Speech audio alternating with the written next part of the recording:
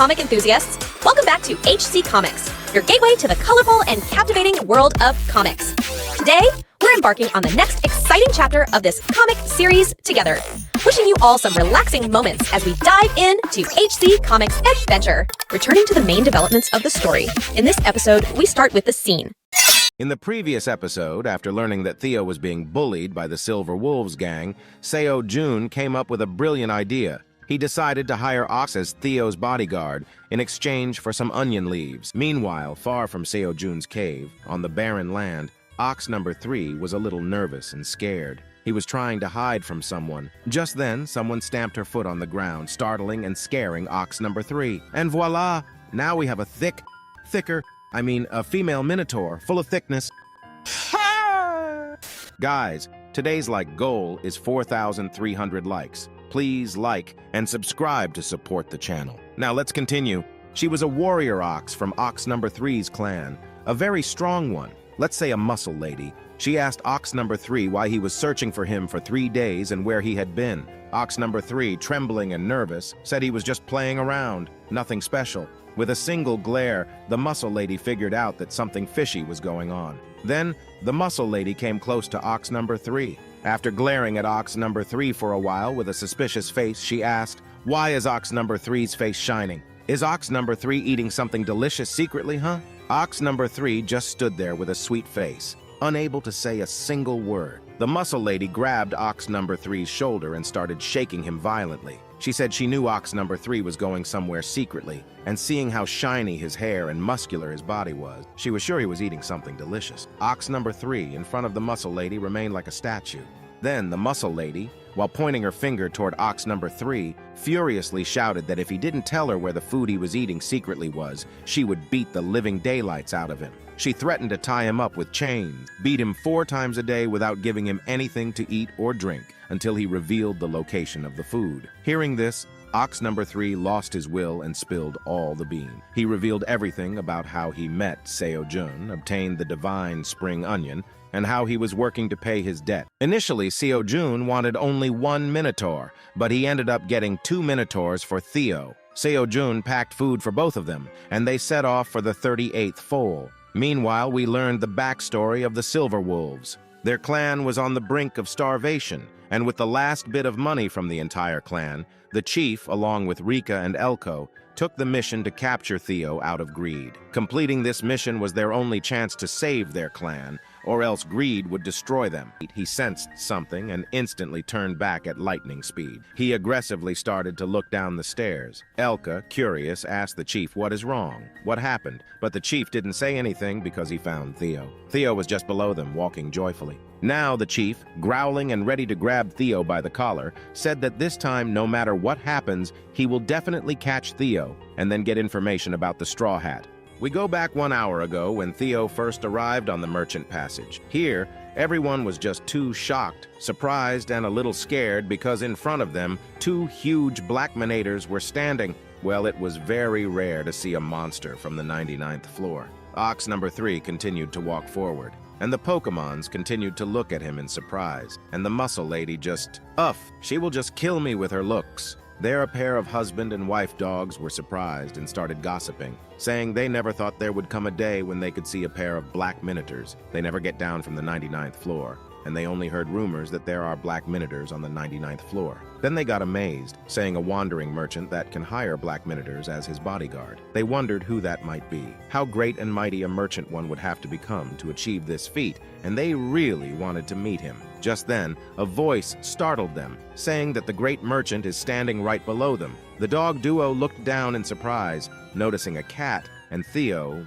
well, he was standing proudly, tapping his chest. The dog monster said confused, "What is the deal with this little cat-wandering merchant?" Theo, on the other hand, started to laugh with a wide-open mouth, saying he is the one they were talking about. He is the great wandering merchant Theo, the one who hired the Minotaurs and mercenaries, and they wanted to meet him so badly. Seeing a little naive-looking cat, the dogs, with disappointed faces, said to Theo, "Is he really the one who hired the Minotaurs?" They had never heard the name Theo before, so he couldn't be some big-shot merchant. The wife dog then said, "Then this cat must be lying to get some attention." Hearing this, Theo got furious. In anger, he turned back and started shouting, calling Muscle Lady and Ox number 3 to come here immediately. The dog pairs continued to stare at Theo with doubtful glances, but as Theo completely turned back, he noticed there was no one behind him. Muscle Lady and Ox number 3 had just vanished, gone. Seeing this, Theo got scared, shouting, "Where did they go?" Meanwhile, Ox number 3 and Muscle Lady were standing in front of a hamster who was selling 2 cabbages. The hamster, well, he was about to soil his pants. He was terrified, shivering, and crying, seeing 2 huge minotaurs looking at him with greedy eyes, saliva on their mouths. The hamster thought he would die today. When Ox number 3 said, "Yo, look delicious," he was actually talking to the cabbages. Muscle Lady then asked the hamster, "Is this green thing for sale?" The hamster, trembling and shivering, replied, pleading to spare his life and that he would do anything. Just then, a voice startled Ox number 3 and Muscle Lady, and they turned back to find Theo angrily walking toward them. He asked why they had left him alone in the market the entire time and where they had gone. Meanwhile, the hamster continued to tremble in fear. Then Theo came close to them, furious, and started scolding them, saying there are mercenaries hired to protect him. What if something happened to Theo when they left him in the market alone, huh? Ox number 3 apologized, saying they couldn't hold back when they saw this delicious-looking green thing, and they wanted to look around. Theo asked if this was their first time coming here, and Ox number 3, still bowing his head, explained that yes, it was their first time coming down from the 99th floor. They had never gone out of the 99th floor, and they were really sorry. Then curious Ox number 3 asked, why is this place called Merchant Passage, as this passage is allowed to be used by everyone who is born inside the tower and not just the wandering merchant. Theo smirked and replied to Ox number 3 that he really didn't know anything because he is a country bumpkin of the 99th floor. Then Theo looked up, noticing a pile of boxes, and got a great idea. In 3 swift jumps from one box to another, he climbed on top of the box and stood there with a proud look, holding his merchant badge. He said, "Now, the top middle-level great wandering merchant Theo will explain everything to the country bumpkins." As Theo continued his speech, Ox number 3 and Muscle Lady watched him silently. Theo explained that a long time ago, there were multiple passages to come from the 1st floor to the 99th floor, and because there were too many passages, none of them were safe. No one knew which one was dangerous, and it used to take decades just to reach from the 1st floor to the 10th floor. Then the first great wandering merchant created the Wandering Merchant Association. With his companions, he killed all the deadly monsters in all the passages, destroyed all the long and dead passages, and created only one safe, short passage. Then later, the Wandering Merchant, Magic Tower, Mercenary Association, all 3 of them joined hand. The Mercenary Association gave the manpower, and the Magic Tower provided the money. Like they managed the passages, however, the passage is still being managed under the Wandering Merchant Association because they were the founders. That is why this place is called the Merchant Passage. Hearing this, Ox number 3 and Rainy Mountain started to calm, impressed, saying this is really amazing, as how he is so much knowledgeable, and Theo just stood there with sparkling eyes. Then Theo, with a proud face, said this is nothing for a top mid-level wandering merchant. But from inside, Theo was smiling smirkingly, thinking this is just basic knowledge that can be found on the first page of every entry-level merchant guidebook. Theo continued, saying everyone can use this passage to go anywhere from floor 1 to floor 99.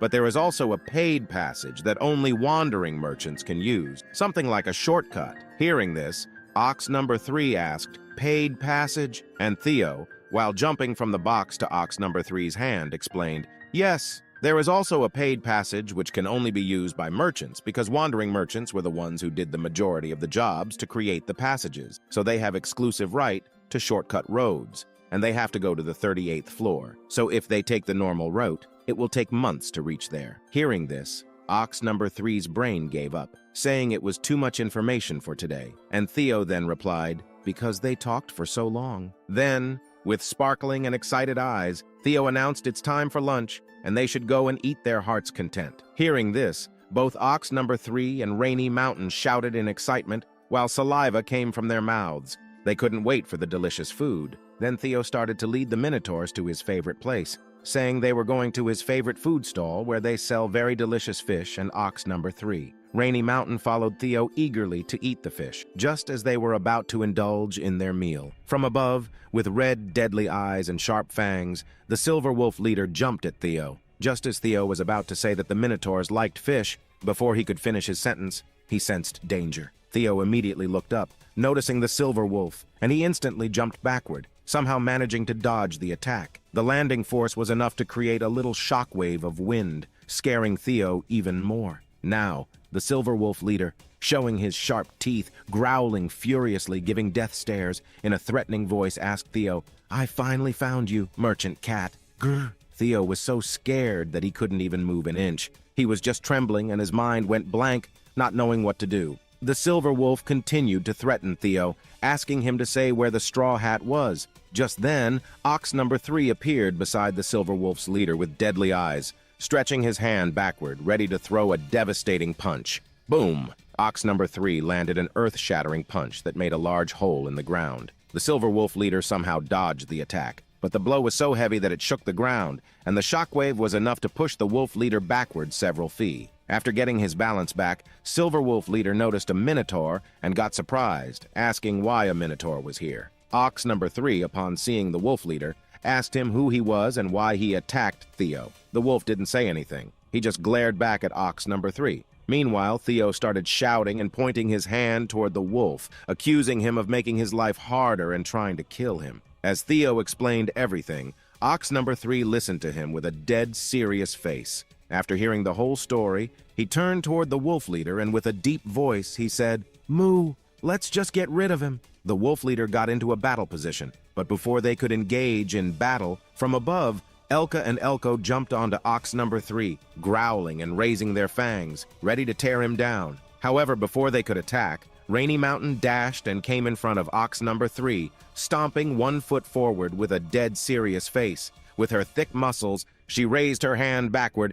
and delivered a devastating punch to the poor wolf as if they were cushions. While she was busy beating them, ox number 3 focused on defending Theo. Elko and Elka flew backward and fell on the ground. The wolf leader, seeing this, got a little worried and nervous. With a smile on her face and clenching her fist, Rainy Mountain said she didn't expect there were 2 more cute puppies ready to ambush them from behind. Oh my god, I can't take her thickness anymore.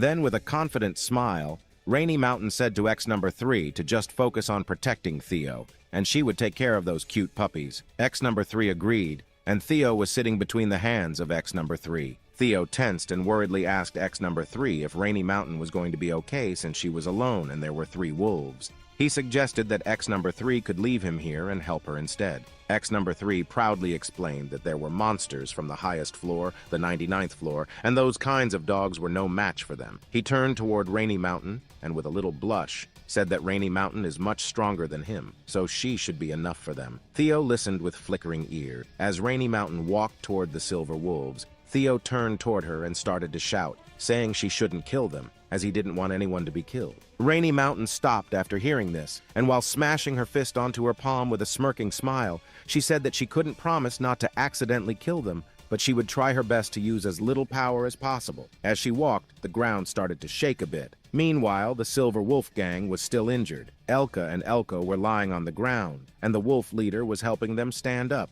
Worried, the wolf leader asked if they were okay, and if they were injured badly. Elko and Elka replied that they were not injured and slowly stood up. Then, worried, Elko asked the chief leader what they should do now. The Minotaurs are insanely strong, and they can't possibly beat them. The leader first remained silent with a tense face. Then, opening his eyes, sad and worried, he explained that they can't return empty-handed now. All their last of money was used in this mission, and if they don't complete this mission, greed will not give them the money, and their entire clan will die of hunger. Even if they die here, they have to battle against them. With that, the chief, with Elko and Elka, got ready into battle positions, ready to dash toward Rainy Mountain. On the other hand, Ox Number was just sitting, holding Theo in his hand, protecting him. Rainy Mountain was standing with a confident smile, and the chief and Elka raised their teeth and prepared their gangs, growling. They were ready to launch their final attack. Meanwhile, in the cave, as the sickle rabbit used his sickle beautifully to trim the chubby rabbit's fur, and seeing this, Seojun clapped, commenting that the sickle rabbit is amazing. Then, the sickle rabbit also trimmed everyone's fur, including the warrior rabbit and every other rabbit. The baby bear watched the whole show, curious. Seojun taught the sickle rabbit how to trim, and the sickle rabbit instantly learned how to do it. After he successfully trimmed all the rabbits, It was Seojun's turn. Seojun sat beside a boulder. He made a sheet of onion leaves and wore it so that his hair didn't dirty his clothes. Seojun was very happy as his hair grew so long it started to sting his eyes, and he was finally getting a haircut. But before the sickle rabbit would start his work, the baby bear came close to Seojun, and he breathed out, which tickled the sickle rabbit's nose, and, well, he got a sneeze. He tried to stop from sneezing, but he ended up giving a sneeze, and because of this, his sickle scratched Seojun's head, and a little part of Seojun's head went bald. Seeing this, both the sickle rabbit and the baby bear got terrified, with their eyes wide open like they would pop out any moment now. Their souls seemed to have left their bodies. Seojun was just sitting with his eyes closed, very happy about getting a haircut. In the previous episode, we saw how, after seeing ox number 3 and Muscle Lady's thickness, everyone on the merchant passage got riz. No one believed when Theo told them he had hired those two as his free mercenary bodyguard. And when he tried to prove it, he found that the Minotaurs had rushed out of his sight. They were checking up on food items for sale, not aware that their presence alone is terrifying to other creatures. Theo stopped them and lectured them about leaving him. Then he gave the confused ox number 3 a history lesson about the Tower Passageway, which was cleared and developed with the combined efforts of the Wandering Merchant Association, the Free Mercenary Association, and the Magic Tower. However, since the Wandering Merchant Association took over the management of the passageways, they were called Merchant Passageways. He also told the Minotaurs about the premium passageways that only merchants and those with money can access. After that, Theo decided to take the two Minotaurs for lunch before they headed down to the 38th floor. Suddenly, the leader of the Silver Wolf mercenaries attacked him. Theo dodged his surprise attack, and as the wolf boss, Ela, asked him about the stolen straw hat, ox number 3 attacked him. Theo told the Minotaur that this was the wolf who attacked him before. But before he could do anything, the other two wolves jumped on ox number 3. Just then, cow number 4 came to cover for her boyfriend. She hit the other two wolves away and then decided to take charge of fighting. She left the job of protecting Theo to her boyfriend, who seemed to be proud that his girl was stronger than him. Theo told Muscle Lady not to kill the wolves, but she didn't make any promises. The next moment, the 3 wolves dashed toward the Muscle Lady and then jumped, ready to tear her with their razor-sharp claws. The Muscle Lady also got prepared for her devastating punch, but the 3 wolves scattered in different directions, confusing her about whom to attack. Taking this opportunity, Elka bit her right arm, surprising her. The chief was coming from above, and Elko was dashing toward her from the left to bite her left leg. In the next moment, Elko did bite her left leg, and the chief, with a dead serious face, was ready to pierce the Muscle Lady's body. She was in a tight situation. The chief then grabbed the Muscle Lady's horn, which startled her. Then, with great force, the chief growled, opened his razor-sharp teeth, and with a crunching sound bit her milkers. Now, at this moment, the Muscle Lady was in some serious trouble. Elka and Elko were biting her arms and legs, and the chief, well, he was chewing her milkers. I'm telling you, I will kill those puppies if they don't let her go. But surprise, surprise, even after chewing with all his might, the chief was not able to pierce her skin and get the milk out. He wondered why her skin is so tough. Now the Muscle Lady started to laugh, asking if this is all they've got. She wanted to know how powerful they were, and she is really disappointed. Then she shook her milkers, and the force was enough to give a devastating blow to Elka, and his nose started to bleed. Then she grabbed him from his collar and threw him afar. The chief just watched in shock. Elko, seeing this, panicked, but even before he could react, a devastating kick came flying toward him. With great force, our Muscle Lady kicked his stomach, and he flew backward, falling on his stomach with his tongue out. Well, I know I shouldn't laugh, but this tongue, what the hell? Now only the chief was left, wondering how the hell she took out both of them in a single blow. Whatever happens, he can't let her go. He was clinging to her with all his might, but our Muscle Lady simply grabbed his collar and smacked him onto the ground in a single blow, and he let out a painful groan. Now she was preparing her fist to finish the chief off, and he knew he was screwed, waiting for his death. With great force, she punched the chief's face, and at that moment he went into a flashback. There, we see he was a kid, and his grandfather, while gently with care, explained that they are pure-blooded Silver Wolf tribe. Only the proud and honorable Silver Wolf awakens their spirit form, and their ancestor was one who awakened it first. His grandfather said no matter what, he has to always be honorable and proud wolf, and the kid chief agreed happily, saying he will always be honest and a proud member of Silverwolf. But then something disastrous happened. Slowly, their whole farmland became barren, their ponds dried, and they started to face food shortages. Because of this chaos, everyone became desperate. One day, a neighboring tribe attacked their tribe for food and everyone died. His grandfather sacrificed himself, and his father ran, taking him, and he couldn't do anything but cry in pain. When he grew up, he became the tribe chief, just like his grandfather wished. But he was no longer the proud and honorable Silverwolf like his grandfather wished. He started working for the corrupted grid, and everyone was not happy. They started asking for answers. Why he is working for a person who destroyed their village? Because of grid, his grandfather died. And he's not even embarrassed. But before they could complete their questions, the chief shut them off, saying he had no choice. They don't even know if their clan can survive the next day. And Grid promised him that if he worked under him, he would take care of the clan, provide fresh food and water, and that's all that matters. He was ready to throw all his honor and pride for the survival of his tribe. And like that, he started doing all dirty works for Grid, from killing to exorcism, threatening. He became Grid's puppet, and now, at the blink of death, he said to his grandfather that he is really sorry, and he will be coming to him very soon. Back to the present, we see our muscle lady didn't smash the chief's face. She punched beside his face because Theo had asked her not to kill them, so she showed them her mercy. Theo, curious, came close to him, and while checking if he just passed out or was dead, asked if he would wake up soon. The muscle lady, with a confident smile, asked if Theo was scared of him waking up. She could break his legs so that he wouldn't be able to follow Theo and harm him. Hearing this, Theo was startled and replied that the sin of going after his life is heavy, but he is not a cruel guy. So he decided to take these puppies to Sejun and let him decide what to do with them. With that, they carried the 3 puppies and started walking forward.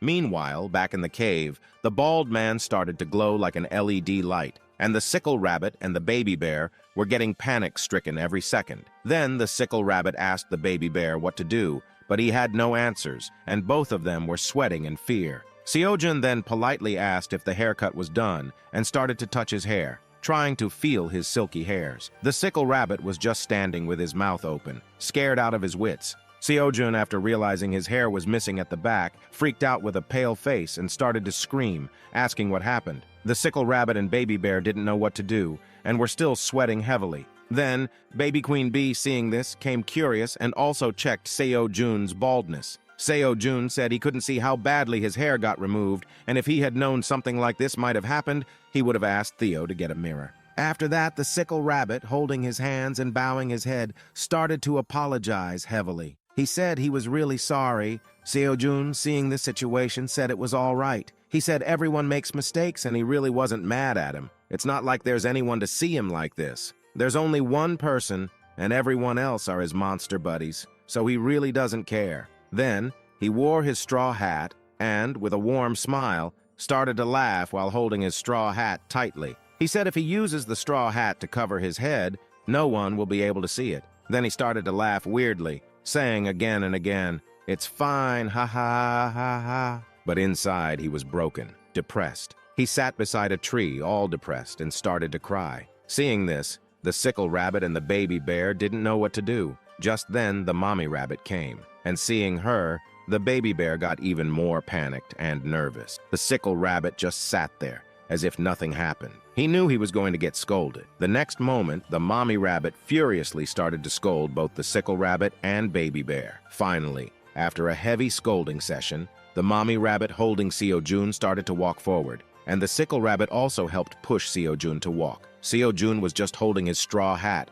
trying to hide his face, saying he was really okay. Then the next moment, Seojun was once again sitting, covering himself with a cloth made of onion leaf. The sickle rabbit was holding a piece of white wet cloth. The baby bear was holding Seojun's straw hat, and the mommy bear was taking something out from her fourth-dimensional pocket. The next moment, with a naughty and mischievous smile, she took out grass-cutting scissors, ready to do a makeover. Meanwhile, the tower manager was munching on cherry tomatoes while reading a book titled 100 Ways to Seduce a Human. Then she noticed Seojun's juicy cherries got finished, and she felt sad, wondering what to do. Ever since she got bigger, the amount of food she needed had increased, and Seojun's offerings were no longer enough to satisfy her hunger. She thought about asking Seojun for more of his juicy cherries, but remembered that if she asked for more food, Seojun might misunderstand her and call her a pig with wings, which she hated. She decided that she would start to stalk Seojun using her crystal ball. She took out her grandfather's crystal ball with excitement, thinking that this would divert her mind from food, as seeing Seojun every day